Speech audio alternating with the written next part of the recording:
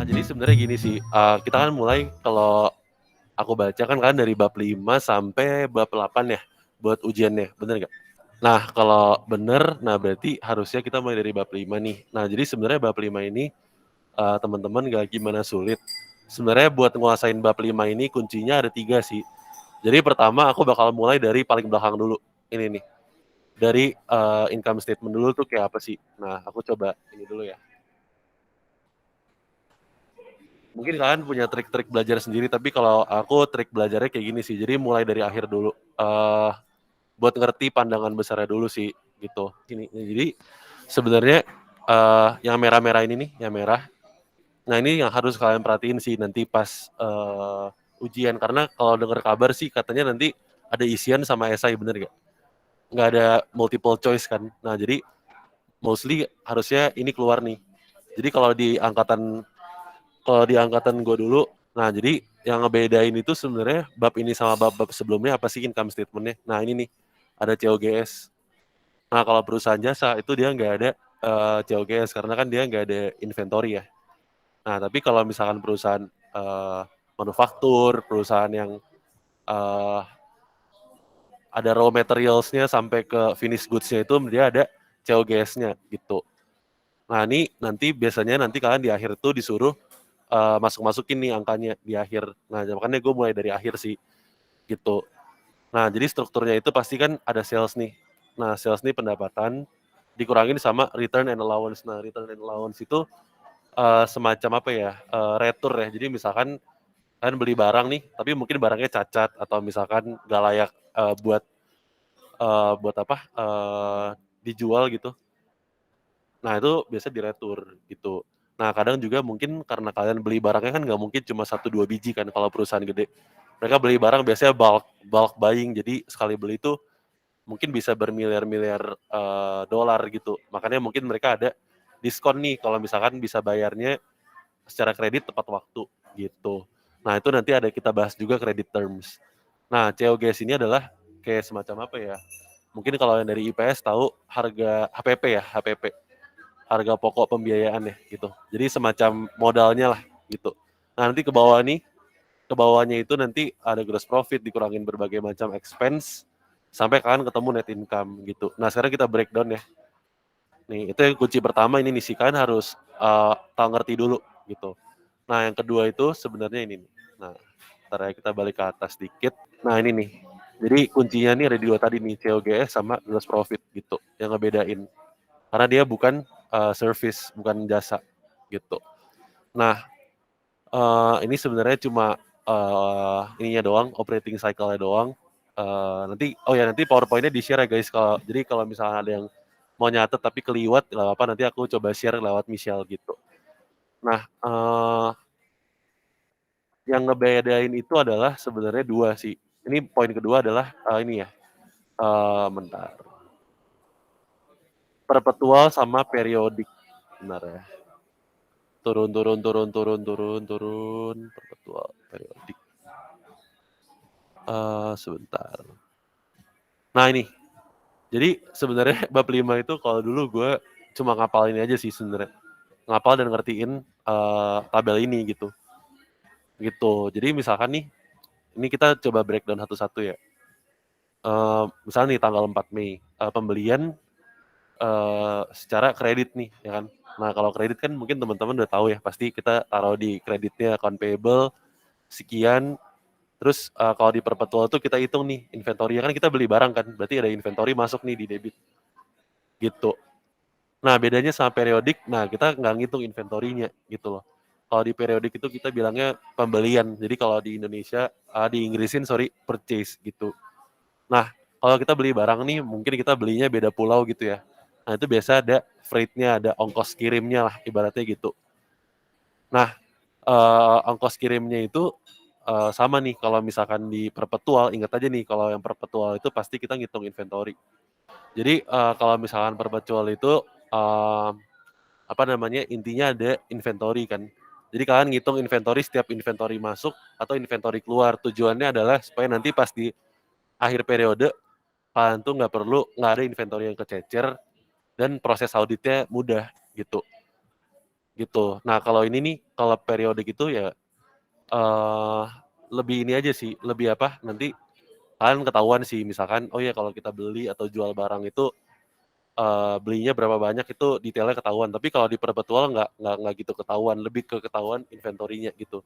Nah, balik lagi ya, ini yang purchase ini udah dijelasin belum tadi? Udah ya? Nah, kalau udah mungkin lanjut ke freight kali ya. Jadi freight itu di periodik itu kan ada freight in sama freight out. Nah, freight in sama freight out itu sebenarnya ditentuin dari mana sih? Nah, dari sini nih. Dari FOB shipping point sama FOB destination point gitu. Nah, jadi kalau misalnya shipping point, nah itu ingat aja kalau shipping, kalau misalnya kita bagi dua nih, nah shipping itu berarti masih dibayar nih, masih dari si pembeli. Tapi kalau misalkan udah destination, udah sampai tujuannya, nah itu berarti si seller yang bayar gitu. Nah, freight in atau freight out itu ditentuin dari situ. Lanjut lagi ya, kita balik ke tabel tadi. Karena kunci bab 5 cuma di tabel tadi. Nah ini nih, kalau misalkan kita beli barang tadi yang seperti gue bilang, mungkin ada returnya kan. Nah, kalau di retur berarti kan dicatatnya itu account payable sama inventory. Kenapa gitu? Karena kan kita beli ngutang nih. Tadi kan di atas nih kita beli ngutang tuh. Tapi ternyata barangnya cacat nih, ya udah kita berarti utangnya lunas nih. Nggak jadi ngutang gitu. Tapi barangnya kita balikin gitu, kita retur gitu. Intinya gitu logikanya. Jadi harus ada main logika juga. Nah, kalau misalkan di periodik juga sama, tinggal inventory-nya aja yang diganti gitu. Purchase return and allowance gitu. Nah, kalau misalkan yang nomor lagi tanggal 14 itu 14 Mei jadi semacam kalian itu kalau misalkan beli barang nih, kalau misalkan kalian bayarnya tepat waktu, mau dong dapat reward. Nah, biasa tuh kalau kreditur itu dia suka ngasih reward gitu loh. Misalkan kalau misalkan beli nih, kita beli ngutang ya kan, kita bayar tepat waktu terus, nah biasa mereka suka kasih diskon. Nah, kayak gini nih contohnya, ada di atas. Prinsipnya gitu, diskonnya berapa banyak, nah itu tergantung dari kebijakan masing-masing supplier atau kreditur gitu. Tunggu ya, gue coba cari sebentar. Nah ini nih, jadi ini nih, ada biasanya sih yang keluar di ujian sih, biasa kalau gue dulu paling sering yang ini nih, yang pas sebelah kiri. Nah, 2/10 itu maksudnya gimana sih? Jadi yang depan itu kita baca diskonnya, yang kanan itu kita baca harinya. Jadi misalkan 2/10 nih, nanti di soal keluar kan 2/10. Oh, kalian harus teliti, berarti 2% dalam jangka waktu 10 hari. Maksimal, N-nya ini berarti maksimal harinya berapa nih? 30 hari gitu. Tapi kalau misalkan lewat dari 10 hari ya udah, kalian nggak kena diskon gitu. Tapi masih dalam jangka waktu pembayaran. Tapi kalau lewat dari 30 hari gimana? Nah, itu biasa kalian suka dikasih yang namanya bunga gitu. Bunga keterlambatan, nah gitu-gitu. Nah, kalau misalkan EOM nih bacanya adalah end of month. Jadi misalkan nih 1/10, ya udah kalian kena diskon 1% di 10 hari pertama bulan berikutnya gitu. Gitu. Nah, cara bacanya begitu. Detailnya kayak gini nih. Nah, misalkan ya, ini pakai yang 2/10 tadi deh. Ya, 2/10. Nah, berarti kalian kena diskon kan? 2% dalam jangka waktu 10 hari nih. Karena dia bayarnya di hari terakhir pada periode diskon. Nah, berarti diskonnya 2% dikaliin, kalian bayarnya berapa nih? Misalkan 3.800 kurang 300, karena ada retur kan. Nah ya, kalau ada retur jangan lupa dikurangin. Nah, nanti kalian ketemu 3.500, kalian ini lagi nih, kalian diskonnya gitu.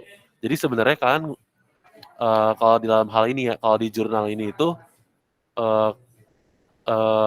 utangnya lunas nih, 3.500 lunas, tapi kalian bayarnya lebih dikit dibanding utang kalian tuh. 3 kan bayar keluarnya, cashnya keluar 34.30. Nah, ini 70-nya nih kehitung ke inventory atau diskon gitu. Tapi kalau misalkan kalian tadi nih, misalkan tanggal 14 hari terakhir, terus kalau di soal nanti keluar tanggal 15 gimana? Nah, tanggal 15 itu udah nggak kena diskon, jadi ya udah kalian bayar sebesar utang kalian gitu. Nah, kalau misalkan nanti nggak dikasih tanggal gini, kalian ngitungnya berarti kalau 10 hari itu hitungnya misalkan Senin, ya udah hitungnya hari itu Senin itu 1, 2, 3, jangan loncat 1 hari ke depan gitu. Biasanya banyak yang suka kejebak di situ sih, gitu. Itu buat yang diskon-diskon. Nah, kita lanjut lagi ya. Nah, ini nih. Habis itu ini diskon udah selesai kan, yang ini. Nah, nanti kalian tuh tinggal balik nih. Lawan dari ini adalah ini. Nah, kalau misalkan tadi kalian sebagai pembeli, nah di sini tuh adalah kalian sebagai penjual, bedanya itu doang. Nah, kalau misalkan ini kalian jual barang kredit kan, karena pembeli kalian tadi misalkan belinya kredit gitu. Nah ya udah berarti kalian dapat piutang tapi kalian bisa akuin sebagai pendapatan tuh. Gitu. Jadi account receivable sama sales revenue. Nah tapi kalian hitung juga nih kalau perpetual, ingat aja kalau perpetual itu kalian selalu hitung inventory gitu. COGS sama inventory. Nah ini COGS sama inventory ini nanti jadi misalkan gini ya, kalian kan keluarin barang kan, bener nggak? Inventory-nya keluar, nah makanya ditaruh di kredit. Berarti inventory kalian berkurang, tapi COGS kalian kepakai nih, ke debit gitu. Nah makanya ditaruh di debit gitu. Nah buat di periodik ini COGS sama inventory nggak pernah dihitung gitu. Nanti dihitungnya adalah di income statement tuh, di akhirnya langsung dihitung gitu. Nah kalau return of merchandise juga sama sih. Misalkan ada barang cacat nih, nah itu bisa diretur juga.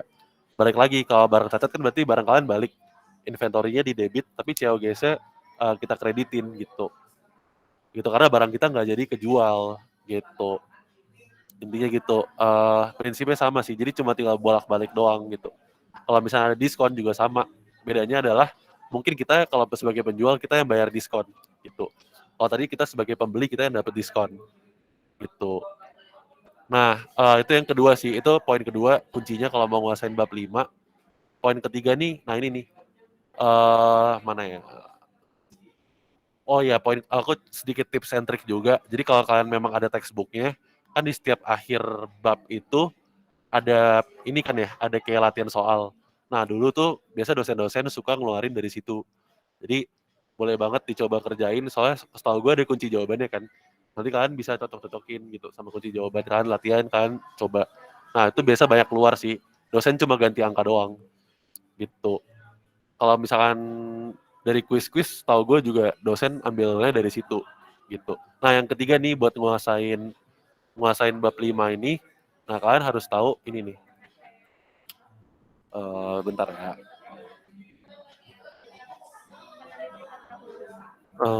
Oh ini di bawah, sorry.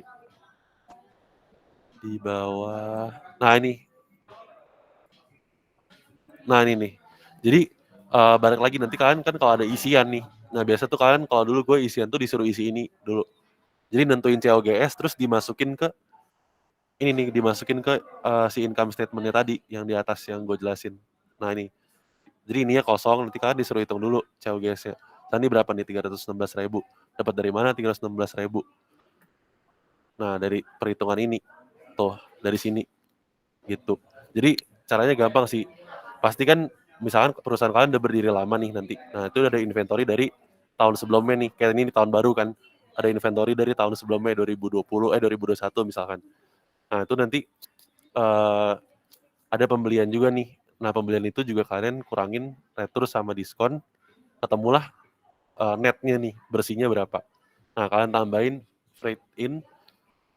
Gue lupa ya, nanti Ariel boleh nambahin kali ya. Kalau misalkan freight out kita kurangin ya Ariel, bener gak Ariel? Ya kalau freight out itu kan jatuhnya kayak menambah inventory. Nah berarti kan nanti kalau misalkan di sini freight out berarti kan berkurang ya Ariel, bener gak? Bener. Gitu. Nah nanti ingat aja nih kalau freight in nambah, kalau freight out keluar gitu. Nanti dapat si COGP. Nah COGP ini cost of goods purchase. Nah ini gitu.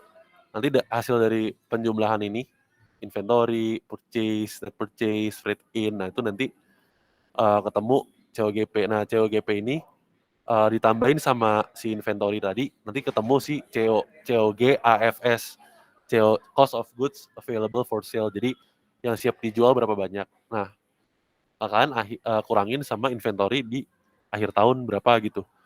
Misalkan di akhir tahun sisa 40.000 ya udah. Berarti kalian berhasil ngejual 316.000 dalam jumlah satuannya. Misalkan di sini euro, nanti kalian berarti rupiah gitu. Itu sih sebenarnya bab 5 kuncinya itu, gitu.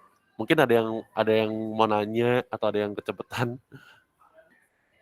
Nanti mungkin kalau misalnya kalian mau belajar lebih detail, sebenarnya ini tabel ini udah ngerangkum sih apa yang dijelasin di slide-slide ini gitu.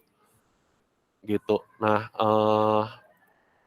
kalau gue sih dulu belajar dari tabel ini aja sih gitu, udah cukup gitu. Sama dari tadi yang pahamin income statement sama pahamin si COGS-nya sih ini.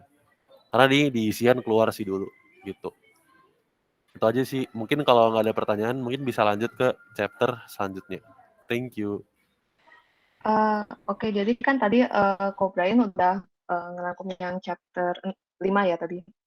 Sekarang chapter 6 sampai chapter 8 aku yang lanjutin. Sebelumnya perkenalkan aku Ariel, aku juga dari angkatan 2021. Jadi kalau misalkan nanti ternyata ada yang salah atau apa, bisa langsung open mic, langsung disela aja ya. Ini aku share screen ya, bentar. Oke, jadi ini kita mulai dari chapter 6, Accounting for Inventories. Pertama-tama ini sebenarnya ngebahas yang tadi udah dibahas sama Ko Brian sih tentang FOB. Jadi kalau misalkan shipping point itu berarti, dari tempat pengiriman itu udah berpindah pemilik, berarti yang bayar buat ongkosnya itu orang yang beli. Sedangkan kalau FOB destination itu kebalikannya, perpindahan, pemilik itu terjadinya pas udah nyampe barangnya ke buyer, artinya yang bayar ongkosnya itu yang kita yang jual, perusahaannya lah, gitu. Ini sebenarnya juga nggak terlalu banyak, consignment goods itu barang konsinyasi. Barang konsinyasi itu apa sih? Mungkin teman-teman tahu kalau misalkan, sebut aja lah di Indomaret itu kan ada banyak barang titipan dari, eee, jangan Indomaret, maksudnya kayak di tempat jualan gitu, itu kan sering ada barang titipan yang sebenarnya itu bukan diproduksi dari, tokonya itu dititipin aja karena mungkin orang yang punya produknya itu nggak punya toko, jadi mereka titipin ke toko lain. Nah, barang titipan ini tuh nggak dihitung ke inventory si pemilik toko. Jadi misalkan pemilik tokonya nanti di akhir bulan ngitung-ngitung inventories, barang consignment itu nggak dihitung, nggak termasuk. Terus di sini ada, consignee, consignor. Consignee itu pihak yang dititipi atau pihak yang menjual barang. Artinya tuh kalau misalkan di permisalan tadi ada toko gitu, tokonya itu consignee-nya. Sedangkan consignor itu yang punya produknya, dia yang nitipin barangnya ke si toko. Terus ini ada contoh, misalkan ada, eee, Tank Imports nih, dia punya inventory count di akhir bulan, totalnya itu 200.000 di akhir. Cuman ada, 3 keterangan nih. Yang pertama, tokonya ini memasukkan inventory goods held on consignment, berarti yang tadi dititipin, dia masukin ke perhitungan inventories. Nah, itu kan sebenarnya tadi nggak boleh, karena barangnya itu kan nggak punya dia. Berarti 200.000-nya ini dikurangin. Jadi nanti 200.000-nya ini dikurangin 15.000, karena ini tuh nggak termasuk. Karena, yang tadi kan ini barang konsinyasi jadi dia nggak dihitung. Nah terus dibilang, "The company did not include in the count purchases goods of 10,000." Ini berarti, which were in transit. Berarti kan ada barang yang masih transit, yang masih dalam proses pengiriman, yang dia beli. Tapi itu tuh belum nyampe. Jadi ceritanya kita, tokonya nih, kita beli sesuatu, kita anggap aja kita beli apa gitu, nasi, terus dia ada, harga nasinya tuh misalkan 10.000, tapi lagi perjalanan nih, sedangkan kita udah harus tutup buku, udah harus, eee, nyatet. Terus dibilang kalau terms-nya FOB shipping point, berarti kan, pas shipping-nya berarti pas diantar dari tokonya itu pas diantar dari supplier kita itu udah punya kita, sedangkan di sini ditulis dia belum nulis, sedangkan harusnya ditulis dong, berarti dia ditambah 10.000. Terus dibilang, "The company did not include in the count inventory that had been sold." Berarti dia ngejual tokonya ini ngejual barang seharga 12.000. Sekarang lagi ditransit juga. Tapi bedanya yang tadi kan yang nomor 2 ini kita beli, yang nomor 3 ini kita jual 12.000, terus lagi ditransit, dibilang shipping point. Nah, shipping point kan berarti, dari kita ngelepas barang itu ke orang yang nganter itu kan udah bukan punya kita, terus dibilang, "Ini udah nggak dicatat, 12.000-nya nggak dicatat, berarti ini udah bener." Berarti ini yang tadi udah, 200.000-nya, ini dikurang 15.000 yang dari, tadi yang barang consignment, terus ditambah 10.000 karena yang tadi tuh harusnya udah punya kita, karena udah dikirim dari shipping point-nya. Selanjutnya ada penilaian penilaian inventory. Jadi kalau misalkan kita, di toko itu kan kita punya banyak barang dan itu harus dihitung inventory-nya ada berapa di akhir.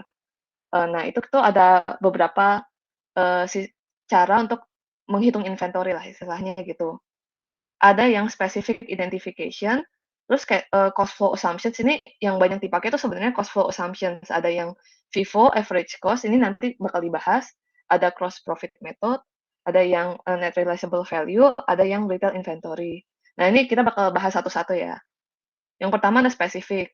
Nah, spesifik ini nggak terlalu sering dipakai sih, ini, karena istilahnya yang spesifik ini lebih ribet dan kalau misalkan barangnya banyak itu nggak susah kehitung lah.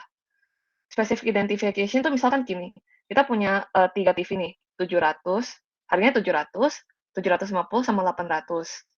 Nah, kalau misalkan specific identification, kalau misalkan ada 2 orang nih, kalau kita bisa lihat di gambar ini ya, ada 2 orang, ada satu yang beli 700, satu lagi beli yang, harga pokoknya 800. Nah, itu kita harus catetin tuh, oh, si bapak ini belinya yang 700 harganya, terus si ibu ini belinya TV yang kita belinya harganya 800. Nah, itu tuh kan, kurang kepantau, cuman, kalau misalkan emang disuruh itu, cost of goods sold-nya ini dijumlah aja, yang kejual yang misalkan 700 sama yang 800. Berarti COGS-nya yang 700 tambah 800 aja. Ending inventory-nya yang mana? Ya yang ini, yang 750 yang kita beli tapi, belum kejual. Cuman balik lagi, ini kan berarti harus kita pantau satu-satu kan, misalkan, kita punya TV ada, 100, terus kita beli harganya beda-beda, karena misalkan kita beli dari tokonya beda-beda, atau kita beli waktunya beda-beda, jadi harganya juga beda. Nah, itu kan susah banget buat tetap mantauin satu-satu harganya. Karena itu kita biasanya pakai yang cost flow assumptions.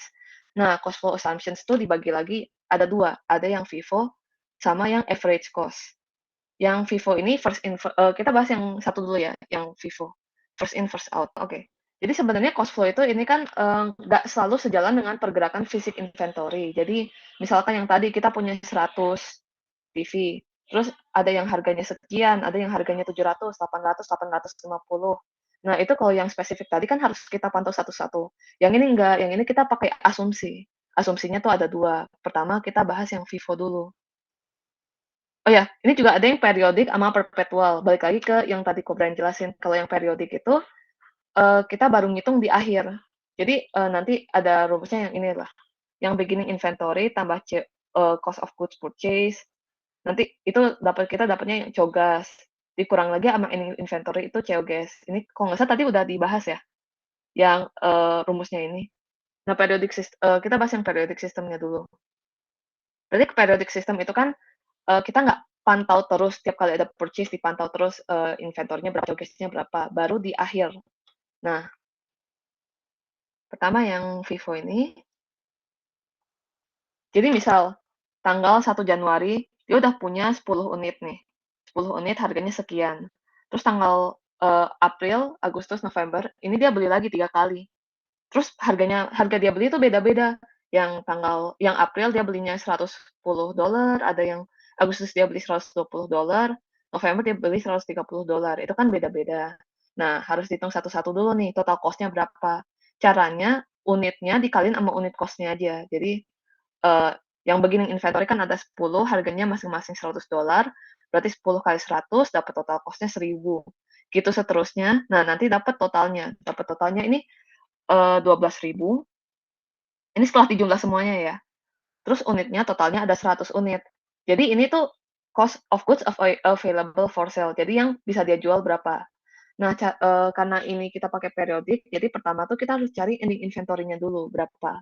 Biasanya di soal tuh dikasih tahu, udah dikasih tahu, total ending inventory-nya ada berapa, misalkan dikasih tahu ending inventory itu ada 45. Nah, udah nih totalnya 45, yang kita harus cari tuh total cost-nya berapa. Caranya gimana? Karena ini kan first in first out. First in first out tuh kan, barang mana yang kita beli dulu, itu yang kita jual dulu. Jadi misalkan kita beli TV tanggal 1, beli tanggal 2, beli tanggal 3. Nah, nanti ada orang yang mau beli TV dari kita. Yang kita jual yang mana? Yang tanggal 1, karena dia yang duluan masuk. Jadi biar, barangnya nggak numpuk lah. Jadi yang awal-awal barang yang paling lama lah. Barang yang paling lama kita beli, itu yang kita keluarin duluan buat orang yang beli. Nah, berarti kalau misalkan ending inventory-nya 45, berarti ending itu justru kebalikannya dong, yang paling terakhir kita beli. Jadi, misalkan, kita kita punya TV misalkan ada 1, 2, 3, 4, 5. Nah, yang terjual ada 3, terus, berarti ending inventory-nya kan ada 5, ada 2 sorry. Ini kan ada 5, terus misalkan dibilang ending inventory-nya ada 2. Nah, ini yang dibeli tanggal 1, tanggal 2, tanggal 3, tanggal 4, tanggal 5. Berarti ending inventory-nya itu kan yang ini, yang terakhir. Nah, ini caranya sama. Jadi 45, kita lihat dulu nih yang terakhir kita purchase, itu kan yang November, ada 40 nih, ada 40, berarti 40 ini semuanya kita masukin ke sini. Udah, ini total cost-nya, unit cost-nya kan 130. Terus, tadi kan dibilang ini inventory-nya ada 45, sedangkan yang tanggal 27 November kan kita belinya cuma 40. Berarti yang 5 lagi ambil dari mana? Ambil dari yang paling dekat sebelumnya, yang dari tanggal 24 Agustus. Kita ambil 5, dikaliin sama unit cost-nya kan ada 120, jadi 5 dikali 120 dapat total cost-nya 600, nanti ketemu ending inventory-nya segini. Jadi itu, yang pasti ending inventory itu dari paling bawah, ambil dari yang, paling terakhir kita purchase. Terus baru biasanya ditanya COGS kan. Nah, cara cari COGS-nya gimana, itu rumusnya tinggal cogas, cogas kan yang ini, terus dikurang sama ending inventory sama dengan COGS. Berarti yang 12.000 ini dikurang sama yang 5.800 yang ini, ketemu COGS-nya 6.200. Yang periodic FIFO sebenarnya ini aja sih, ada yang mau ditanya nggak? Oke lanjut ya. Yang ini masih periodik, cash flow yang kedua itu average cost. Average cost itu harga rata-rata barang. Jadi yang tadi kan kita, pantau nih mana yang paling lama kita simpen itu yang kita keluarin duluan, first in first out. Nah kalau average cost tuh enggak, average cost tuh kita rata-ratain dulu harga semua barang yang kita punya, anggap aja sama. Jadi misalkan ada yang 700, ada yang 800, itu dipukul aja satunya 750 gitu, pakai harga rata-rata. Caranya gimana? Untuk yang cogasnya ini sebenarnya sama sih, sama kayak yang periodik. Jadi kalau misalkan ada satu soal, terus diminta yang FIFO sama average cost, untuk cogasnya ini satu aja tabelnya. Karena ini sama kayak yang di sini, cogas. Bedanya di mana? Bedanya di ending inventory sama COGS. Jadi misalkan ending inventory, tadi kan tetap ya, dibilang ada 45. Nah, ini sebelum kita ngitung ending inventory-nya, kita harus hitung dulu nih. Setelah cogas, ada cogas kan dibilang 100 unit, harganya 12.000. Nah, ini tuh harus dihitung. Berarti satu barang itu harganya berapa? Caranya gampang, tinggal total cost-nya kan 12.000 dibagi sama total unitnya 100, berarti satu barang tuh harganya 120 dolar gitu. Nah, sekarang kalau misalkan ending inventory sebenarnya lebih cepat sih. Karena dibilang kan udah dibilang, misalkan ending inventory-nya 45. Nah, itu tinggal dikali unit cost-nya. Unit cost-nya berapa? Ya ini yang tadi 120. Jadi total cost-nya 45 kali 120 dapat 5.400.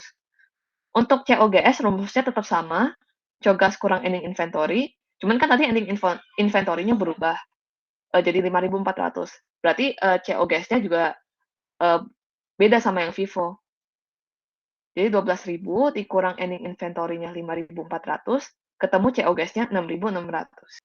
Jadi, semua barang dianggap harganya sama. Ada pertanyaan?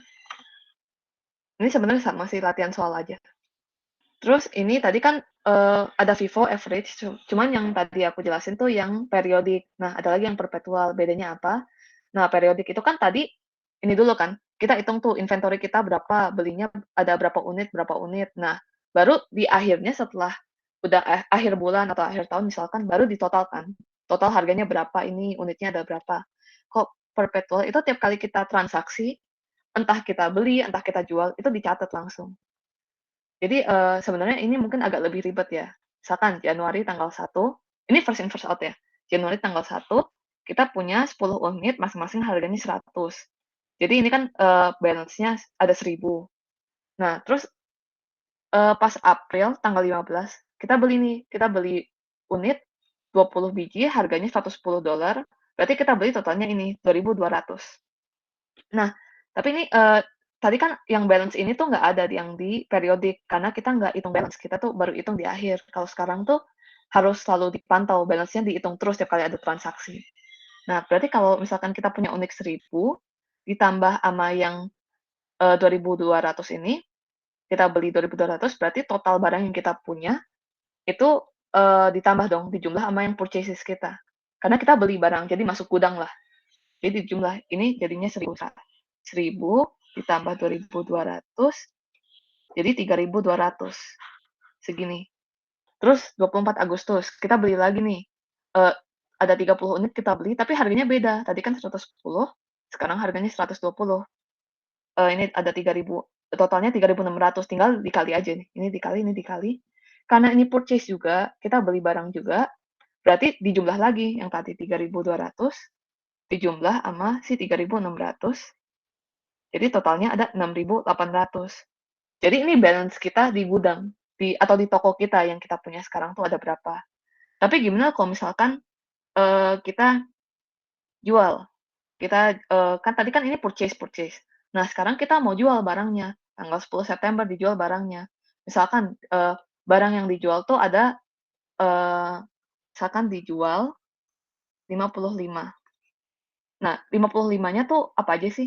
Jadi, pertama, kita hitung dulu yang paling pertama kita beli ini kan, ini kan ada beginning inventory kan. Jadi yang kita keluarin tuh beginning inventory-nya dulu, karena first in first out. Jadi dia yang paling lama ada di toko kita, dia yang kita keluarin dulu. Nah, udah ada 10, harganya $100. Nah, udah kan, jadi kan sisanya sekarang 45. 45 tuh kita ambilnya next-nya dari yang kita beli purchase di sini. Kita purchase kan ada 20. 20 berarti 20 dikali kita belinya $110, berarti, kurang 20, sekarang sisanya, kurang 25 kan. 25-nya kita ambil dari yang next-nya, kan tadi yang 1 Januari udah habis, yang 15 April udah habis.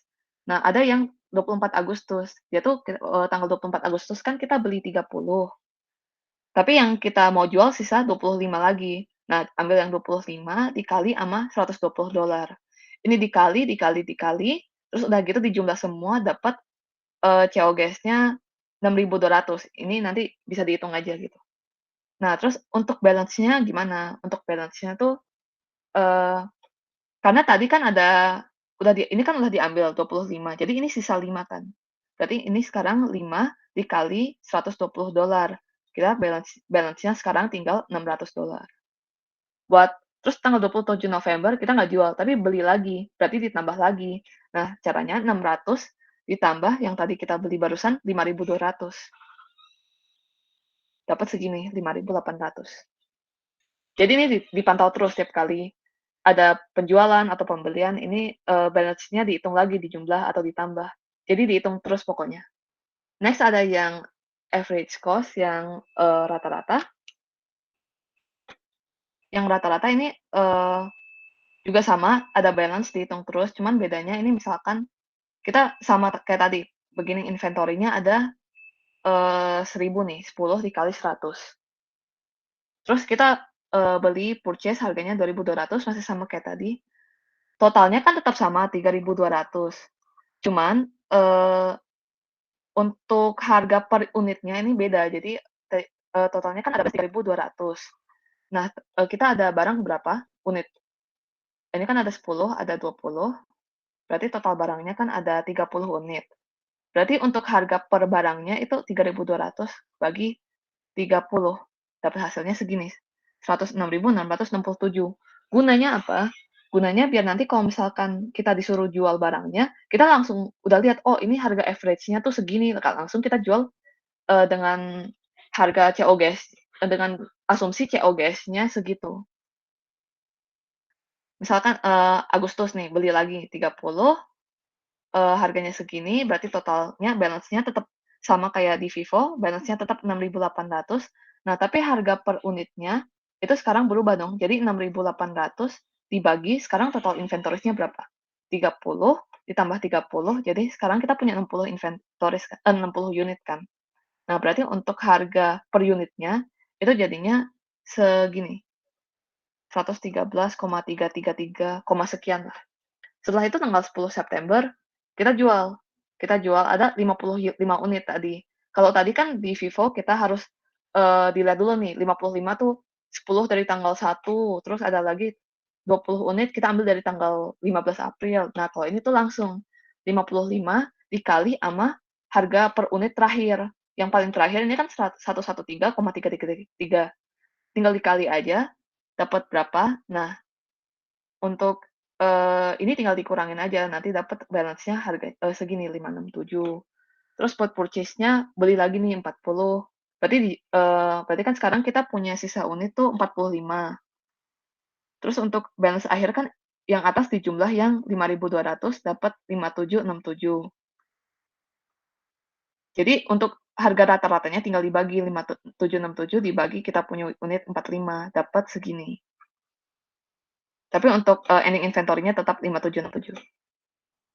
Oke, ini sebenarnya, tinggal sama aja sih, cuman latihan soal.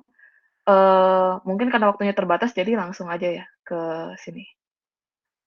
Yang lower of cost or net realizable value, ini tuh kalau misalkan kita punya ending inventory yang kita beli misalkan COGS-nya tuh 50.000. Nah, tapi pas kita cek di pasar atau kita cek di toko lain itu ternyata, harganya udah turun jadi 40.000. Nah, berarti ending inventory-nya kita pakai harganya 50.000 atau 40.000. Kalau pakai teori yang ini, kita pakainya yang lebih rendah. Jadi misalkan kita beli tuh COGS 50.000, tapi pas kita cek sekarang tuh harganya ternyata 40.000. Nah, kita pakai untuk ending inventory kita pakai yang mana? Kita pakainya yang 40.000 karena harganya lebih rendah. Jadi misal gini, ada cost per unit sama yang ini, yang tadi aku bilang ini yang kita setelah cek harganya ternyata harganya udah turun nih misalnya, atau malah ada yang harganya naik. Nah, kita pakainya tuh yang lebih rendah. Jadi kalau ini ada yang 600 sama 550, ambil yang lebih kecil.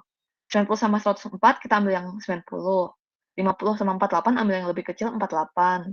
5 sama 6 ambil yang 5 gitu. Jadi untuk perhitungan ending inventories-nya pakai harga yang lebih rendah, yang entah itu cost per unitnya yang kita beli atau harga net realizable-nya. Terus ada estimating inventories, ini ada 2. Nah, gross profit method itu dipakainya kapan? Itu biasanya dipakainya kalau, misalkan terjadi kecelakaan, misalkan, gudangnya, kebakaran atau ada banjir gitu, terus ada banyak barang rusak, banyak barang yang, ilang misalkan. Itu kan kita udah nggak bisa nih dihitung, soalnya kan barangnya udah ada yang hilang, ada yang, rusak, gimana-gimana. Caranya kita pakai gross profit method. Buat ngitung ending inventory-nya dia ada berapa. Nah, ini tuh ada 2 step, ada, pertama tuh net sales dikurang estimated gross profit, dapatnya estimated cost of goods sold. Nah, estimated gross profit ini tuh biasanya, dikasih tahu misalkan net sales dikasih tahu, 100.000, terus estimated gross profit dikasih tahu kalau gross profit-nya itu, 10% itu gross profit rate. Nah, cara kita ngitung estimated gross profit-nya itu tinggal persentase ini dikali net sales-nya. Jadi untuk estimated gross profit di sini, misalkan, net sales-nya 100.000 dengan rate-nya 10%, itu tinggal 10% dikali 100.000, jadi estimated gross profit-nya itu 10.000. Dapat nanti estimated cost of goods sold. Nah, ini tuh nanti masuk ke sini. Terus yang kedua tuh kita harus cari, berapa ending inventory-nya. Biasanya udah dikasih tahu cost of goods available for sale atau COGAS-nya, ini tuh biasanya udah dikasih tahu. Jadi ada berapa dikurangin si estimated cost of goods sold tadi, dapat estimated cost of ending inventory. Contohnya soalnya kayak gini. Ini step satunya yang tadi aku bilang net sales dikurangin profit.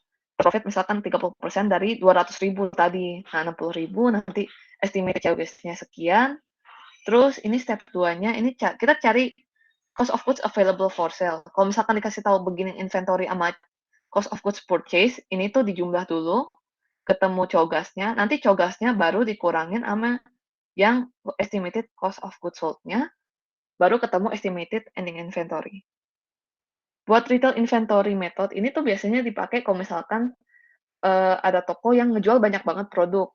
Misalkan kayak Indomaret, dia ada jual makanan, ada jual sabun, ada jual, apalah nggak tahu itu kan banyak banget. Nah itu, cara dia ngitungnya kan nggak bisa precise, jadi harus pakai retail inventory method. caranya ini ada 3 step, yang tadi kan ada 2 step. Nah, ini yang pertama tuh, oke ini sebenarnya nanti kan PPT-nya bakal di-share. Jadi, ini tuh sebenarnya lebih ke hafalin aja rumusnya gimana, atau bisa di ngertiin juga. Contoh soalnya tuh kayak gini, misalkan ada bilang, beginning inventory-nya ini ada at cost sama at retail. Jadi kalau misalkan ada retail inventory method, itu pasti ada at cost sama at retail. Nah, ini harus, hati-hati sih, jangan sampai, ketukar. Yang pertama tuh kita harus cari cogas di retail-nya dulu, eee,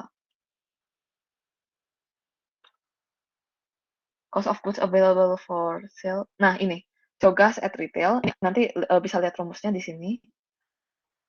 Ada kan 100.000. Jadi 100.000, nih, ini 100.000, ini yang good available for sale-nya dikurangin sama net sales. Nah, net sales-nya ini 70.000 dikurang 70.000 ketemu 30.000. 30.000 itu ending inventory retail-nya. Jadi ini ending inventory retail. Yang kedua tuh step-nya dia pakai cost, to retail ratio. Eee, Caranya tuh, eee, cost yang cogas yang di-cost, seperti yang ini, cogas yang di-cost ini 75.000 dibagi sama cogas yang di retail, berarti yang tadi, cogas yang di retail 100.000, ini nanti dapat cost to retail ratio. Ini dalam bentuk persen. Jadi kalau misalkan 75 bagi 100, ini dapatnya kan 0,75 atau dapat 75%. Jadi ini pakai persentase. Ini tuh, namanya cost to retail ratio. Udah ketemu 2 ini, nah step ketiganya ini terakhir, tinggal ending inventory retail-nya, berarti yang ini 30.000-nya, dikali sama cost to retail ratio, yang ini. Berarti ini di kiri ya, berarti terakhir tinggal 75%, nanti dikali 30.000. Dapat ini hasilnya segini, 22.500. Jadi ini pakai rumus yang ini aja, ikutin step 1, step 2, step 3, jangan sampai kebalik antara cost-nya sama retail-nya. Buat yang chapter 6, udah sampai sini, ada yang mau ditanya nggak? Oke, next ya, ini, ke chapter 7. Chapter 7 ada ini, sebenarnya ke petty cash sama bank reconciliation kan. Jadi, petty cash tuh nggak banyak sebenarnya materinya. Bentar. Nah, petty cash tuh apa? Petty cash tuh, atau kas kecil itu biasanya, dipakai kalau misalkan kan misalkan kita punya perusahaan, terus, perusahaannya tuh udah gede banget nih. Jadi kan kita nggak bisa, tiap kali kita ada keluar expense yang kecil itu kita catat. Terus misalkan hari ini kita ada expense buat, ongkos jalan, terus besok ada lagi, misalkan harus bayar sesuatu expense, postage expense gitu, atau ada travel expense. Itu kan sebenarnya expense yang kecil-kecil. Jadi kalau misalkan perusahaannya udah lumayan gede, dia tuh, nggak bisa selalu nyatet-nyatetin expense yang kayak gitu, karena jadinya banyak banget, numpuk, jadinya ribet gitu, banyak. Terus caranya gimana, dia dibikin petty cash atau kas kecil, jadi dipisah nih antara kas utama, kas gedenya, sama kas kecil yang dipakai buat expense yang kecil-kecil lah istilahnya. Cara pembentukan petty cash itu gimana, itu tuh ada, eee sebenarnya cuman ada 3 langkah. Yang pertama tuh dia nggak bentuk petty cash. Jadi yang misalkan awalnya perusahaan ini tuh nggak punya kas kecil sama sekali, terus sekarang dia pengen bikin kas kecil. Nah, langkah pertamanya dia bikin jurnal untuk ngebentuk kas kecil ini. Udah sekali selesai, itu nggak usah dicatat tiap bulan, tiap tahun, nggak usah. Jadi selama petty cash itu, nominalnya sama, misalkan jatah petty cash tuh 100.000 buat perusahaan A. Dia tuh, jatah petty cash 100.000 per bulan. Nah, dia tinggal tulis sekali, di jurnal sekali 100.000-nya itu, terus udah nggak usah tiap bulan dicatat 100.000 lagi, nggak usah. Itu, karena udah kebentuk sekali doang. Nah, yang kedua itu pembayaran pengeluaran menggunakan kas kecil. Itu tuh, Misalkan yang tadi ada expense buat travel, ada expense buat, misalkan print buku, ada expense buat listrik. Nah, ini tuh baru nanti diganti sama cash-nya tuh pas udah biasanya akhir bulan sih, biasanya dikasih tahu tanggalnya. Misalkan tanggal 30 Agustus nanti petty cash-nya diganti, dibayarin. Nah, berarti semua expense-nya yang tadi itu baru dicatat tanggal 30-nya itu. Terus terakhir ada penggantian oh sorry itu nomor 3 maksudnya. Nomor 3 tuh, penggantiannya. Jadi yang keduanya itu pembayaran pengeluaran itu nggak dicatat. Misalkan nih, tanggal 1, tanggal 2, tanggal 3 aku tuh ada expense. Tanggal 1 tuh buat, beli, misalkan beli makanan karyawan. Tanggal 2 tuh buat ada, kirim barang. Nomor 3 tuh ada expense buat listrik. Nah itu tuh pas tanggal 1, 2, 3-nya itu nggak dicatat sama sekali di jurnal, baru dicatat pas digantiinnya. Terus terakhir biasanya kalau misalkan petty cash-nya mau ditambah, misalkan tadi kan 100.000 jatahnya, terus, udah nih mau digedein petty cash-nya, jadi 150.000. Nah, nanti dicatat lagi, ada tambahan 50.000. Sebenarnya caranya gini, ini tuh, yang tadi tuh 100, misalkan dibilang kalau dia mau bikin petty cash $100 per bulan. Untuk jurnal pembentukan kas kecilnya, itu tinggal petty cash terhadap cash, 100, 100. Petty cash-nya di debit, cash-nya di kredit. Jadi petty cash terhadap cash, 100 nih per bulan, tergantung dia mau bikin berapa. Tapi udah sekali aja, jangan tiap bulan dibikin. Baru nanti misalkan dia ada bukti pengeluaran nih, buat freight out-nya ada 45, terus buat postage expense ada 15, terus yang lainnya ada 30. Cuman ini tuh udah dari tanggal-tanggal sebelumnya, baru pas ada penggantian kas, baru dicatat jurnal. Ini tuh dicatatnya bukan terhadap petty cash, tapi dicatatnya terhadap cash. Karena, si kas besarnya yang bakal gantiin duit yang buat, kas kecilnya ini. Nah, misalkan dibilang kalau sisa kasnya tuh 10, berarti kan, yang kepake harusnya 100 kurang 10, berarti yang kepake bulan itu kan 90. Ini ada 90. Terus kita hitung nih, freight out ada 45, postage ada 15, terus yang lainnya ada 30. Ini totalnya tuh ada berapa? 90 kan? Karena ini udah sesuai, ya udah selesai, udah nggak ada tambahan lagi, selesai. Tapi gimana kalau misalkan dibilang, ada sisa kasnya $8. Kalau sisa kasnya $8 berarti kan, yang dipakai kan 100 kurang 8 ada 92, 92. Nah ini catat ada 92, terus ada freight out 45, postage 15, yang lainnya ada 30. Ini tuh kalau di total jumlahnya ada 80, sorry 90. Ini kan totalnya ada 90. Nah, tapi kan ini jadinya nggak sesuai dong. Ini tuh terlalu dikit, 90, sedangkan ini ada 92. Berarti ada yang kelewat nih, misalkan ada yang salah nyatet atau ada yang, eee, lupa dimasukin gitu. Nah, ini tuh caranya gimana, kita pakai cash over and short namanya. Cash over and short itu di kredit atau di debit sih? Nah, tergantung. Kalau misalkan ini kan dia di debitnya tuh lebih dikit daripada di kredit. Berarti cash over and short itu mau menutupi dong, mau menutupi si debit yang kurang. Berarti dia ditaruhnya di debit. Tapi kalau misalkan ternyata, misalkan total expense-nya tuh kebalik. Jadi total expense-nya tuh 92, tapi pas, kita cek itu cash-nya, kita pakainya cuman 90. Nah, jadi kita cash over and short, anggap aja COS, ini kita taruhnya di kredit, karena buat nutupin si expense yang kelebihan ini. Jadi ini sebenarnya yang penting balance aja sih, mau ditaruh di kredit atau debit. Terus kalau misalkan,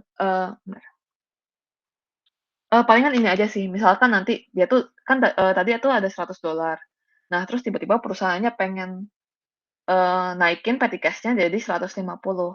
Berarti kita bikin lagi jurnal pembentukan petty cash yang baru. Petty cash terhadap cash. Nah, ini tuh bukan 150 karena tadi kan udah ada 100 kan. Tadi petty cash kita kan udah ada 100. Nah, sekarang mau ditambahin 50 dong berarti. Berarti petty cash terhadap cash 50, 50 gitu. Ini sama. Ini masuk ke bank reconciliation. Sebelumnya yang petty cash ada pertanyaan nggak? Next ke bank reconciliation.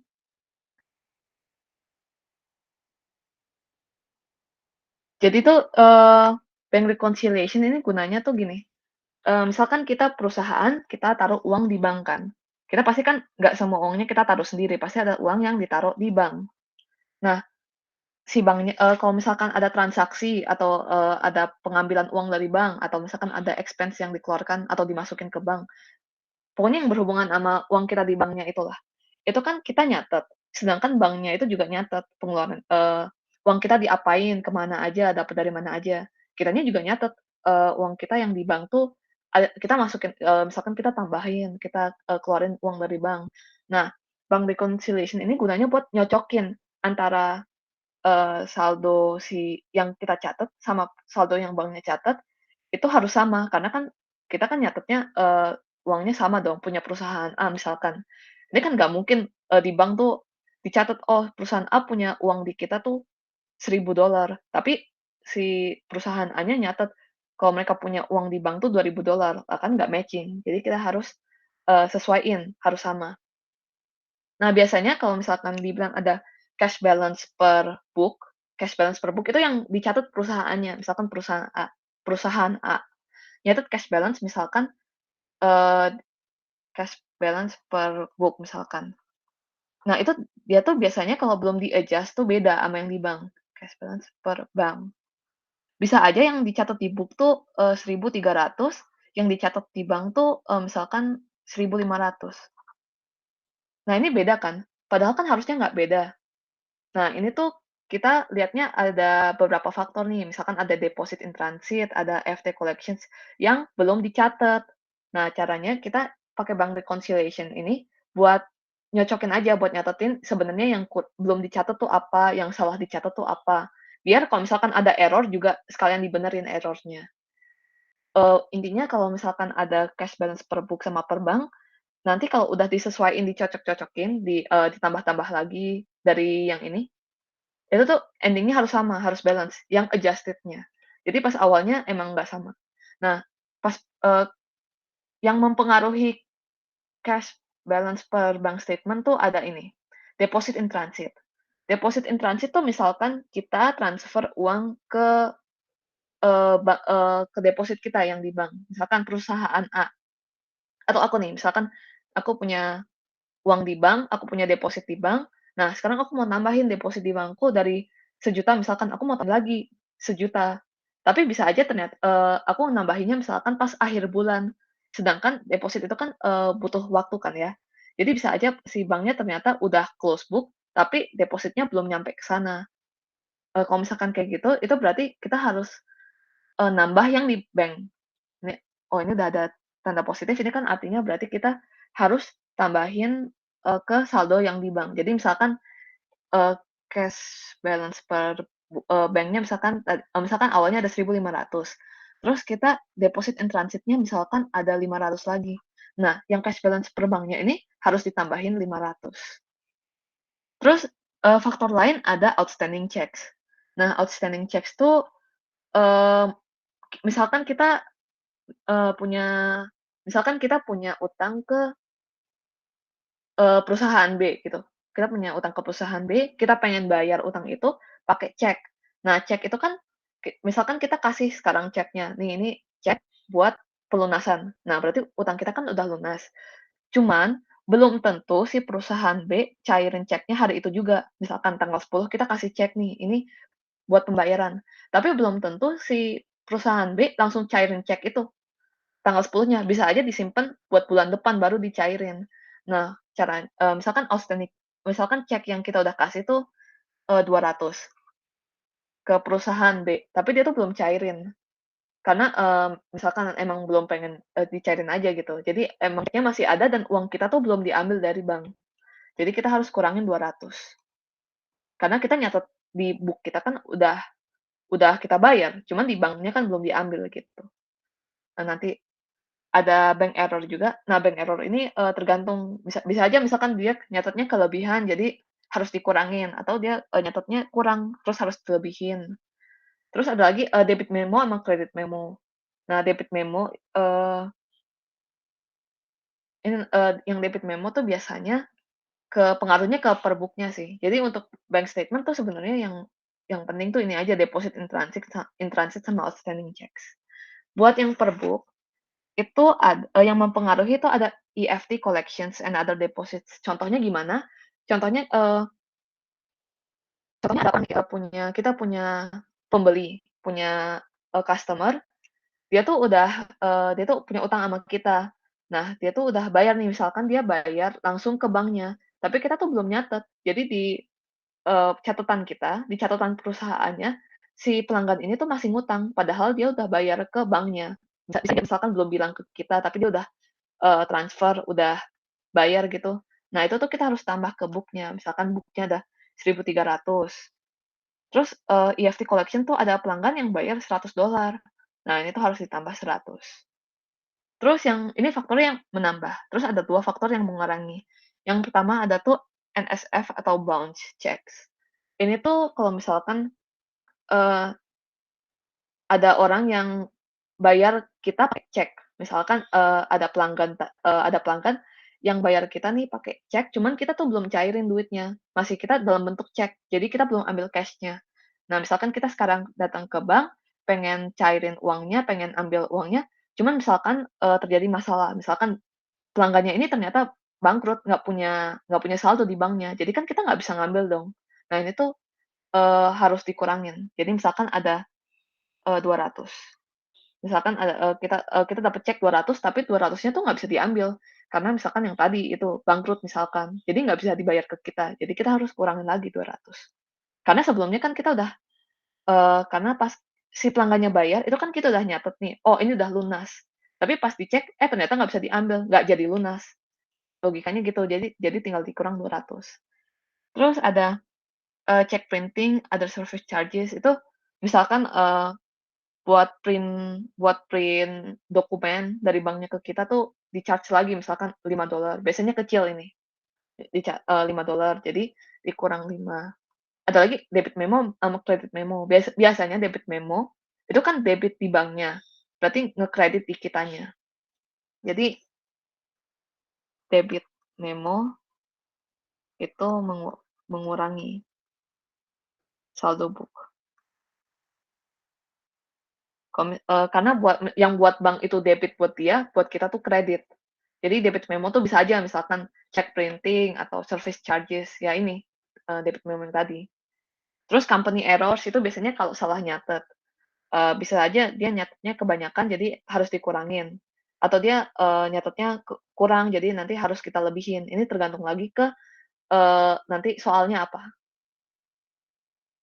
Ini yang tadi, ini dibilang kalau misalkan dia udah misalkan dia udah dijumlah, ditambah, dikurang, bla bla bla bla bla, nanti misalkan ketemu hasilnya tuh 2.000. Nah, ini tuh kalau dihitung tuh hasilnya juga harus 2.000. Kalau misalkan nggak balance berarti, ada yang salah, harus dicek ulang gitu. Mungkin biasanya salahnya kebalik aja sih. Bisa aja yang harusnya ditambah malah kita kurang. Ini EFT collections yang tadi, terus oh bentar, ya ini sama ini sama. Biasanya formatnya kayak gini sih, jadi kalau misalkan dia les tinggal dikurangin apa, misalkan dia lesnya ada, 3.000, nanti ini dikurang 3.000, hasilnya berapa gitu. Ini juga sama. Nah, ini tuh biasanya, kalau misalkan dibilang kita harus bikin adjustment, yang dibikin adjustment tuh cuman yang dari book. Jadi sorry, yang dibikin adjustment-nya tuh cuman yang ini, yang per book. Jadi per bank ini ada deposit in transit, outstanding checks, ini tuh nggak perlu dibikin jurnal sama sekali. Biasanya yang perlu dibikin jurnal tuh misalkan ada EFT collection, ada F-checks, ada check printing, dibikin jurnal penyesuaian atau adjusting jurnalnya. Jurnalnya tuh kayak gini. Sebenarnya sama sih kayak jurnal biasa. Kalau misalkan ini yang EFT ya, Electronic Fund Transfer. Buat yang EFT, tadi kan, aku jelasin kalau misalkan EFT itu kalau misalkan ada pelanggan yang udah bayar ke kita, tapi dibayarnya misalkan transfer, jadi langsung ke bank, cuman kitanya tuh nggak tahu, kitanya belum nyatet. Nah, berarti ini kan dia udah istilahnya udah lunasin utang dia. Terus pelunasan utang kan cash terhadap AR, ini sama sih. Tinggal cash terhadap AR sekian. Buat yang book error, tergantung sih, book error misalkan dia ada error recording apa, nanti tinggal disesuaiin. Buat yang NSF, nah NSF tuh kan tadinya misalkan ada orang ngutang ke kita, dia beli sesuatu ngutang ke kita, berarti kan kita udah masukin dia ke, misalkan accounts receivable terhadap sales revenue. Misalkan tanggal 1 gini, terus tanggal 5-nya dia bayar. Tanggal 5-nya dia bayar pakai cek. Berarti kita kan udah nyatet nih, cash terhadap AR, oh udah nih lunas selesai. Tapi pas kita ke banknya, malah nggak bisa dicairin, malah, dianya bangkrut, kita nggak bisa ambil duitnya, banknya nggak mau ngasih, berarti tanggal 7 nih misalnya, kita harus sesuaiin lagi. Caranya gimana? Tadi kan ada cash terhadap AR. Nah, ini kan nggak jadi kita dapet dong, karena ya tadi kita nggak bisa ambil duitnya, jadi dibalik aja AR terhadap cash, gitu. Jadi ini AR terhadap cash. Terus yang bank charge expense tuh, tergantung sih biasanya dia kan bank charge expense kan selalu di-debit, karena dia kan misalkan nge-charge buat nge-print dokumen, buat ada apalagi tuh tadi, jadi buat jurnalnya tuh bank charge expense terhadap cash. Ini terakhir sih, accounting for receivables. Nanti kalau ada yang mau tanya, tinggal raise hand aja atau, tanya di chat ya.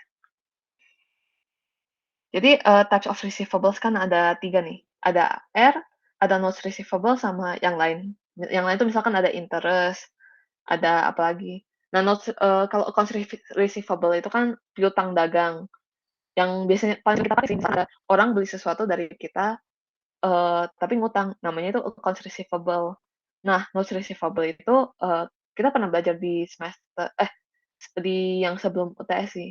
Jadi kan notes receivable itu kan yang biasanya yang jangka panjang gitu, atau yang jumlahnya banyak. Jadi biasanya, kalau misalkan kita ngutang, sama kalau misalkan ada orang lain ngutang sama kita, tapi dia ngutangnya banyak nih, terus dia lunasinya juga dalam jangka waktu 1 tahun, dan biasanya dia ada bunganya. Ini tuh namanya wesel tagih. Ini. Nah, ini tuh, kita mau ngebahas bad debt expense. Jadi misalkan ada orang yang ngutang sama kita nih, jadi ada AR dong terhadap cash. Cuman gimana kalau misalkan AR-nya nggak dilunasin? Jadi kan ada banyak kemungkinan ya, emang kita seringnya belajarnya tuh kalau misalkan AR-nya tuh dibayar, jadi, orang ngutang sama kita nanti dibayar penuh. Tapi gimana kalau misalkan ternyata nggak bisa dibayar? Anggap aja contohnya orangnya tuh ngutang sama kita terus kabur, atau orangnya ngutang sama kita terus ternyata dia bangkrut, nggak bisa bayar, nggak punya duit. Itu gimana caranya? Nah itu, sebenarnya ada 2 metode buat nyatet AR yang nggak dibayar. Ada direct write off, satu lagi namanya allowance. Yang direct write off itu sebenarnya paling gampang sih, karena ini, tinggal bad debt expense oke, jadi, bad debt expense itu anggapannya pengeluaran dari AR yang nggak tertagih, namanya juga bad debt expense. Jadi, kalau misalkan yang ada AR yang kita nggak bisa dapat, yang nggak bisa ditagih, itu masuknya ke bad debt expense. Kalau misalkan direct write off, itu langsung aja, eee, misalkan dia punya utang sama kita nih 1.600, terus ternyata dia nggak bisa bayar, ya tinggal bad debt expense terhadap AR 1.600, udah selesai. Jadi emang cepet. Tapi kekurangannya apa? Kan kita ini, misalkan dia bisa ngutangnya periode ini, tapi kita baru tahu kalau itu nggak bisa dibayar tuh 2 periode lagi. Jadi misalkan periode pertama, kedua, ketiga, pas periode periode pertama dia ngutang sama kita, tapi pas, periode ketiganya kita baru tahu ini nggak bisa kebayar. Ini tuh, misalkan orangnya kabur gitu. Nah itu kan, nggak cocok sama pencatatan sesuai periodenya kan. Jadi istilahnya nggak matching gitu. Makanya itu yang direct write off tuh jarang orang pakai. Emang lebih gampang, cuman nggak matching. Jadi biasanya pas dihitung atau dicatat di akhir tuh lebih, aneh gitu karena nggak sesuai karena sama periodenya. Kita nyatet ada utangnya periode pertama, terus baru ketahuan nggak bisa bayar periode ketiga gitu. Makanya kita pakai yang namanya allowance method. Allowance method ini yang pakai bentar, yang ini, allowance for doubtful accounts. Jadi biasanya kalau misalkan pakai metode allowance ini, pas misalkan ada orang ngutang sama kita tuh udah prediksi, "Oh, eee, apa ya, ini tuh kira-kira nggak bisa dibayar 10%." Misalkan ada orang ngutang sama kita tuh, 100.000. Terus, berdasarkan record atau apa, kita, perkirain dulu nih biar buat jaga-jaga lah, buat jaga-jaga, ini tuh kira-kira yang nggak kekumpul tuh misalkan 10%. Jadi kita, catat pertama tuh catat bad debt expense terhadap, ini nyebutnya BDE sama ADA aja ya. BDE, bad debt expense, ADA, allowance for doubtful accounts. Jadi pas ada orang ngutang ke kita tuh kita langsung nyatet BDE terhadap ADA. Sejumlah berapa? Ya tadi, misalkan 100.000 orang ini ngutang sama kita. Terus kita perkirain kalau 10% tuh, bakal nggak tertagih. Jadi 10% dari 100.000 kan 10.000, terus ini juga 10.000. Nah, ini tuh pertama bikin ini dulu, ini dibikin langsung begitu ada orang yang ngutang sama kita. Jadi biar, cocok gitu periodenya antara orang ngutang sama kita, sama kita keluarin bad debt expense, itu tuh periodenya sesuai di periode yang sama. Nah, misalkan misalkan tanggal 2 nih, misalkan tanggal berapa gitu, itu tuh, nggak dapet ditagih, misalkan yang nggak dapet ditagih tuh 10.000-nya nggak dapet ditagih nih, beneran. Yang tadi 100.000 dia ngutang, beneran dia ternyata bayarnya cuma 90.000, 10.000-nya nggak ketagih. Langsung aja catat, kita jangan catat dari bad debt expense, tapi catatnya dari ADA. ADA terhadap AR.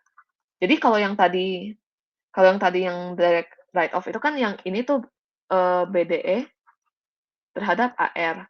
Nah, ini enggak, ini kita catatnya dari ADA terhadap AR. Sebanyak yang tadi tuh dia nggak bisa bayar tuh berapa? 10.000. Nah, udah selesai kayak gini. Tapi gimana kalau misalkan ternyata nggak lama setelah itu orangnya balik, ternyata dia bisa bayar 5.000 misalkan. Jadi, anggap aja dia, ternyata emang 5.000 dia nggak bisa lunasin, tapi ternyata dia datang, dia bisa bayar 5.000. Nah, ini tuh, yang tadi kan ada ADA terhadap AR. Nah, ini tuh dibalikin. Jadi yang tadi AR terhadap ADA terhadap ADA. Nah, tadi kan dia, bisa membayar 5.000. Nah, jadi yang dibalik ini cuman 5.000 aja. 5.000, 5.000. Nah, abis itu gimana? Abis itu kan tadi kan dia bisa bayar pakai cash. Berarti langsung aja catat cash terhadap AR 5.000, 5.000. Udah. Next ada ya ini sama. Ini tuh yang pertama, langkah pertama BDE terhadap ADA dicatat dulu berapa nih. Ini nggak pakai persen, ini dia langsung bilang, "Estimates that, 12,000 of these sales will prove uncollectible." Jadi langsung aja 12.000, 12.000. Nah, ini pengaruhnya ke mana? Jadi ADA itu, kontra kontra AR. Jadi misalkan kita punya accounts receivable tuh 200.000 kan, biasanya kita catat di SOFP. Nah, tapi kita udah ada ADA nih, kita punya saldo ADA yang tadi 12.000, itu kan yang, dianggap nggak bisa dibayarin. Nah, karena dia kontra AR, dia ditaruh persis di bawah AR, tulisannya less allowance for doubtful accounts. Nah, dia tuh ngurangin. Jadi 200.000 kurang 12.000 jadi 188.000. Ini tuh net AR. Nah, tadi mana ya? Ya jadi kalau misalkan ditanya, misalkan, dibilang accounts receivable 200.000, tapi ada saldo ADA-nya 12.000. Nah, berarti net accounts receivable-nya berapa? Ya ini, 188.000. AR dikurang ADA. Itu netnya. Mmm, ini sama, ini juga. Ini. Ini cash realizable value tuh sama kayak, atau netnya. Jadi accounts receivable dikurang sama ADA-nya berapa. Ini tuh, sama kayak yang, tadi aku jelasin yang kalau misalkan orangnya ternyata, eee, punya utang 1.000 tapi dia balik lagi dia bawa 500. Nah, jadinya yang pertama kita balik dulu, tadi kan sebelumnya kita nyatet, eee, ADA terhadap AR, dia kan 500, 500. Ternyata ternyata dia bisa balikin, jadi ini dibalik, 500, 500, ini AR terhadap ADA, terus karena dia bayar cash, langsung langsung aja cash terhadap AR. Ini tuh kalau misalkan dikasih tabel kayak gini tuh, sebenarnya gini, jadi kalau misalkan ini tuh ada beberapa nih, ada A, B, C, D, E, misalkan mereka tuh customer yang utang sama kita. Nah terus, misalkan dia punya utang tuh nggak cuman sekali, dia tuh ngutang, eee bulan Januari, dia ngutang lagi bulan Februari, dia utang lagi bulan Maret. Tapi sampai sekarang tuh nggak ada yang lunas, masih semuanya tuh, belum dibayar. Nah, berarti kan semakin lama utangnya, semakin besar kemungkinan dia nggak tertagih dong. Misalkan, aku punya misalkan ada customer aku nih, ngutang Januari, Februari, Maret. Nah, kemungkinan kecil dia lunasin itu kan pasti yang Januari kan, itu kan karena udah lama banget nih, misalkan udah 1 tahun yang lalu atau gimana. Itu kan berarti lebih besar kemungkinan dia nggak dibayar. Jadi estimated percent uncollectible-nya yang semakin lama itu semakin gede persentasenya. Ini tuh, waktu itu pasti pernah diajarin kan ya baca tabel ini. Jadi utangnya misalkan si A, dia punya utang, lebih dari 90 hari yang lalu, 100. Dia punya utang lagi, antara 61 hari yang lalu sama 90 hari yang lalu, 200. Terus dia punya ngutang lagi antara 1 hari yang lalu dengan 30 hari yang lalu ada 300. Nah, berarti total utang dia ada berapa? Tinggal dijumlah, 100, 200, 300, totalnya 600. Cuman persentase kemungkinan dia uncollectible kan beda-beda kan. Yang 100 tuh kemungkinan dia nggak tertagih itu 40%, yang 200 dia kemungkinan tertagihnya 20%, seterusnya. Nah, ini kan cuman yang A, nanti ada B, C, D, E.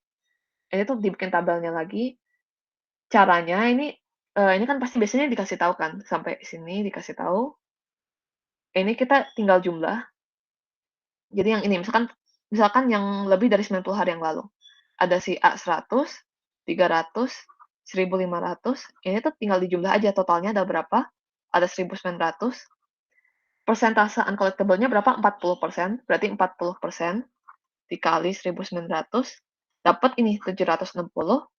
Nah, nanti ini kan, masing-masing juga ada nih 540 dan seterusnya bla bla bla bla bla. Nanti di total ke sini, totalnya berapa? Ini total paling akhir. Jadi total estimated uncollectible-nya ada berapa di ini, yang ini. Jadi sebenarnya kayak tabel aja tinggal jumlahin ke bawah, nanti jumlahin ke samping. Untuk persentasenya biasanya dikasih tahu sih. Oh, ini kalau misalkan jadi kan, yang tadi kan ADA itu kan, kontranya si AR. Jadi dia tuh masuk ke SOFP. Berarti kalau misalkan di periode sebelumnya dia ada ADA, terus periode ini kita mau bikin ADA lagi, yang ADA bulan sebelumnya kan masih sisa tuh. Jadi misalkan dibilang, eee, dia punya kredit ADA-nya dia punya credit balance 528. Jadi ADA ada 528 di kredit. Terus dibilang kalau misalkan, ada kemungkinan segini nggak tertagih, sebanyak 228. Ada kemungkinan nggak tertagih tuh sebanyak 2.228. Nah, itu berarti kan kita harus bikin biasanya kan, kita harus bikin bad debt expense terhadap ADA-nya kan 2.228, 228. Tapi kita tuh tadi masih punya sisa saldo 528 di kredit. Nah, berarti yang ADA-nya kita nggak usah 228, tinggal sisanya aja, kan udah ada 528 nih. Berarti sisanya tuh 2.228 kurang 528 cuman 1.700. Berarti dibikin jurnalnya tinggal BDE terhadap ADA 1.700 karena tadi tuh masih ada sisa saldo.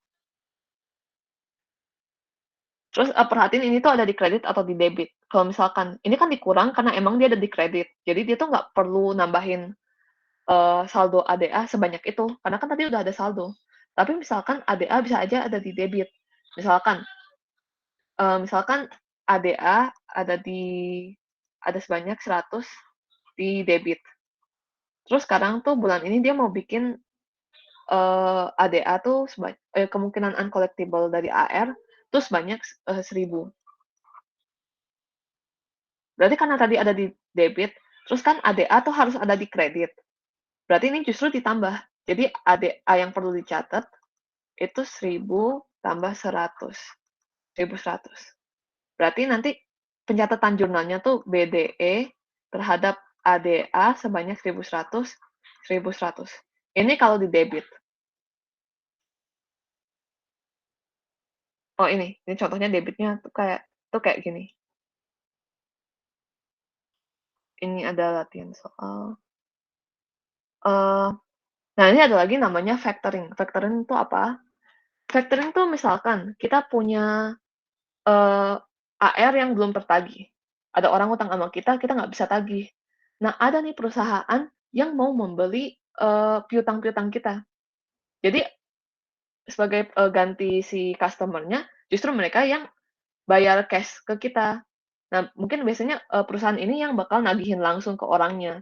Karena mungkin perusahaan kita nggak bisa nggak nggak punya cukup orang buat ngejar si orang yang utang ke kita. Nah, itu kita langsung jual ke satu perusahaan atau ke sebuah factor, ini tuh istilahnya factoring. Jadi dia tuh beli utang yang tadi dari kita. Misalkan kita punya utang 60.000 kita punya piutang 60.000, AR 60.000.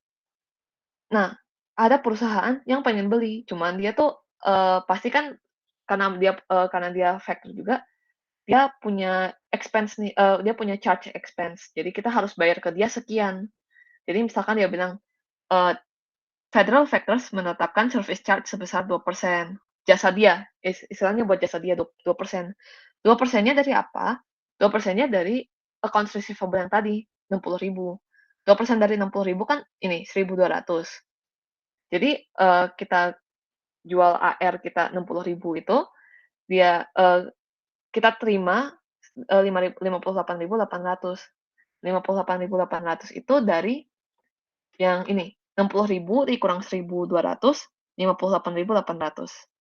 Jadi kita terima 58.800, 1.200-nya itu buat, biaya jasanya dia, terus udah AR kita, istilahnya udah dilunasin, kayak gitu. Cuman kayaknya di latihan soal nggak ada sih modal factoring. Ini satu lagi juga credit card, pas di kuis nggak gitu ada sih, soal yang berhubungan nama ini. Cuman ini tuh sebenarnya simpel aja, kalau misalkan ada restoran nih, ada restoran dia tuh mau pakai dia kan nggak selalu bisa pakai cash karena kan ada orang-orang yang mau bayar pakai credit card. Nah, berarti dia kan ada kerjasama dengan si pihak banknya ini, pihak credit card-nya itu pasti bank kan. Eee, jadi misalkan si restorannya ini dia tuh harusnya terima 6.000, tapi karena dia ada kerjasama kan si banknya ini juga apa ya namanya, dia tuh kan juga nagih nih buat, kerjasamanya dia. Biasanya dalam bentuk persenan juga. Service fee banknya maksudnya. Ini tuh 3% dari apa, dari sales revenue tadi, 180. Terus sisanya ini tuh kan di debit, sisanya tuh cash. Cash-nya dapat dari 6.000 kurang 180, 5.820 ini. Berarti istilahnya kalau ada restoran yang harusnya dapatnya 6.000, dia tuh karena pakai jasa si credit card-nya ini, jadi dia dapat cash-nya cuma 5.820, 180-nya ini buat bayar si pihak credit card atau pihak banknya. Untuk perhitungan interest itu, interest tuh bunga ya, bunga. Jadi misalkan ada orang ngutang ke kita 1 tahun itu kan kita pasti ada bunga kan berapa persen. Hitungnya tuh gini, misalkan ada orang ngutang 730, bunganya 12%. Nah, persennya ini selalu annual atau selalu tahunan. Jadi 12%, 9%, 6%, ini pasti tahunan. Terus misalkan, pelunasan dalam 120 hari. Nah, ini tuh tinggal dikali aja 730 kali 12% dikali, nah ini 120 per 360. Kenapa? Karena ini kan annual, persentasenya ini kan annual. Jadi 120 ini harus per ada berapa hari dalam setahun. Nah, kalau yang di bawahnya tuh sama, 1000 dikali 90% dikali 6 bulan, 6-nya per 12 karena ada 12 bulan dalam 1 tahun. Kalau misalkan ini 2000, 6% 1 tahun, ini berarti kan, 1 tahun, berarti kan udah 1 tahun kan, karena ini emang annual jadi nggak dikali 1, nanti dapatnya segini. Jadi misalkan dibilang, eee, 1.000, bunganya 9%, tapi misalkan dalam 3 bulan, berarti perhitungannya 1.000 dikali 9% dikali 3 bulan per 1 tahun. Per 1 tahun tuh ada berapa bulan? Ada 12 bulan, gitu. Dapat berapa? Sampai sini aman nggak? Mungkin ada yang kecepatan atau ada yang, ngerasa belum ngerti? Ariel, aku bantu bacain ya, ada pertanyaan di chat. Oh ya, Jadi izin bertanya, kalau 6 bulan itu diganti menjadi 24 bulan itu gimana ya? Makasih. 6 bulan diganti jadi 24 bulan. Oh, sebenarnya sama sih karena, misalkan, 100 1.000, misalkan utangnya 1.000, bunganya 9%, terus misalkan bunganya ini harus dibayar dalam 2 tahun atau 24 bulan, sebut aja gitu. Nah, ini tuh tetap sama perhitungannya, interest-nya tuh, 1.000 dikali ada 9% dikali 24/12, karena ini kan bulan kan. Nah, ini kenapa 12? Kenapa 1 tahun? Karena ini tetap persentasenya persentase punya 1 tahun. Jadi yang 12 ini tetap 12 bulan tuh 1 tahun. Next ini misalkan, perhitungan interest revenue. Nah, itu misalkan dibilang, game store accepts bla bla bla bla bla. Nah, ini kan dibilang 90 hari. Terus dia tuh baru ngutang tuh tanggal 10 Mei. Ditanya, maturity date. Maturity date itu, kapan deadline-nya lah, istilahnya deadline-nya. Nah, cara ngitungnya gimana? Sebenarnya cepet itu gini, kan Mei itu ada 31 hari, sedangkan ini tanggal 10, berarti sisa 21 hari. 21 hari, terus Juni ada 30 hari, Juli ada 31 hari, ini dijumlah jadi 80 ya, 82. Terus tadi kan 90 hari, berarti 90 kurang 82, 8 Agustus. Jadi maturity date-nya 8 Agustus. Interest payable, at the maturity date computed as, itu tuh yang tadi, 3.400 dikali rate-nya 6%, time-nya 90 hari, 90 per, ini kan karena hari, ini kan ditanya, dalam 1 tahun, berarti 1 tahun tuh kan ada berapa, 360 hari ya? 360 hari kan ya? Per 360, entar dicari interest-nya berapa. Ini bisa tinggal dihitung, tinggal dikali. 6% itu kan kayak setara, ini kan setara kayak 6/100.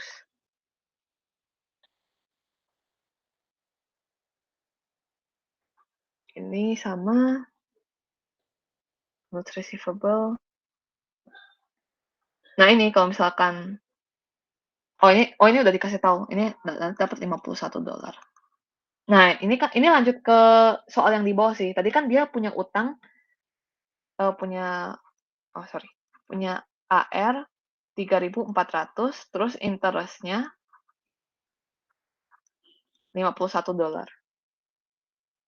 Jadi gimana kalau misalkan, pihak yang ngutang ke kita tuh bayar, misalkan dia udah mau bayar nih, dia ngutang, pencatatannya gimana, dia kan, bayar langsung notes receivable sekaligus, sama bunganya kan. Nah, jadi ini kayak, notes receivable-nya dulu, notes receivable kan tadi 3.400. Nah, bunganya itu dihitung sebagai interest revenue atau pendapatan dari bunga, 51. berarti dia bayar pakai cash, total cash-nya berapa, tinggal dijumlah ini 2, 3, 4, 5, 1, gitu. Nah, ini gimana kalau misalkan ada orang punya AR sama kita, tapi kayaknya dia nggak bisa lunasin dalam waktu deket nih. Jadi gantinya dia mau bikin itu jadi notes receivable. Jadi yang tadinya cuma ngutang, sekarang dia pakai wesel tagih. Terus karena dia nggak bisa bayar dalam waktu deket, dia bikin perjanjian, ini AR-nya diganti jadi notes receivable, berarti pakai bunga nanti. Caranya tinggal notes receivable terhadap AR. Jadi AR-nya nanti kehapus, terus ada notes receivable sebanyak 1.000. Tadi utangnya misalkan dia ada 1.000, ya udah 1.000 gitu. Terus ada sesuai perjanjian misalkan 12%, no titik, berarti dia bikin ini tuh tanggal 1 Mei, tanggal 1 Mei. Nah, ini misalkan bunganya. Ini bunganya misalkan dia bilang dia punya financial statement tiap tanggal 30 September. Tapi gimana kalau misalkan orangnya tuh punya utang tuh sebelum tanggal 30 September dan sesudah tanggal 30 September. Jadi misalkan ini nih, dari Juni sampai 30 September, dia tuh punya utang 300 euro nih misalkan. Tapi belum dibayar. Sedangkan udah mau tutup buku kan. Terus udah mau bikin buku baru. Tapi yang ini tuh belum dibayar. Jadinya gimana? Ini tuh dicatat dulu jadi interest revenue 300 euro tadi. Nah, terus ini didebitin ke interest receivable. Jadi dia tuh masuknya harusnya ke interest revenue, tapi karena dia masih belum bisa dibayar di periode itu, jadi misalkan anggap ini periode 1, ini periode 2. Udah mau tutup buku nih, udah mau lanjut ke periode 2, belum dibayar. Masuknya ke interest receivable, artinya bunga yang uh, harusnya udah dibayar tapi belum dibayar. Sedangkan di kreditnya langsung ke interest revenue, pendapatan dari bunga sebanyak 300. Terus nanti misalkan lanjut nih ke periode kedua, bunganya masih lanjut kan? Kan tadi ada 300. Terus lanjut lagi, bunganya ditambah lagi 75. Berarti total utang dia kan 375. Nah, ini tuh ada di sini. Jadi kan pertama, misalkan dia sekarang udah mau bayar nih, udah punya duitnya, udah mau bayar, notes receivable-nya tadi nggak berubah kan, tetap 10.000. Terus interest receivable dari yang tadi kita tutup ini ada 300, dimasukin ke sini, interest receivable. Terus itu kan ini yang dari periode 1. Sedangkan misalkan dia bayarnya di periode kedua, terus periode kedua dia tetap ada bunga berjalan. Nah, ini tuh masuknya tetap ke interest revenue, terus tadi kan dibilang kalau bunga di periode kedua itu kan 75 euro. Tambah lagi 75. Berarti total cash yang harus dia bayar berapa? Ini dijumlah, jadi ketemu hasilnya 10.375. Nah, terus tadi kan sempat ada dibilang kalau misalkan ada orang punya utang AR, tapi dia tuh belum punya duitnya. Terus dia mau bikin itu jadi notes receivable, itu kan bisa. Nah, sekarang gimana kok sebaliknya? Dia punya notes receivable, udah ada bunganya, tapi dia tetap belum bayar, tapi dia bilangnya mau bayar dalam waktu dekat. Jadi it does expect eventual collection. Berarti itu dia mau bayar dalam waktu dekat. Cuman misalkan pas tenggat waktunya, notes receivable anggap aja dia misalkan sampai tanggal 1 November. Cuman sampai tanggal 1 November dia ternyata belum ada duitnya. Tapi dia mau bayar dalam waktu dekat, katanya gitu. Nah, itu bisa ditukar jadi accounts receivable. Caranya gimana? Dia punya notes receivable, misalkan 10.000. Terus udah ada bunganya nih, dia udah harus bayar bunga 375. Cuman dia mau bayar dalam waktu dekat. Berarti langsung dimasukin ke AR. Berarti wesel tagihnya udah selesai.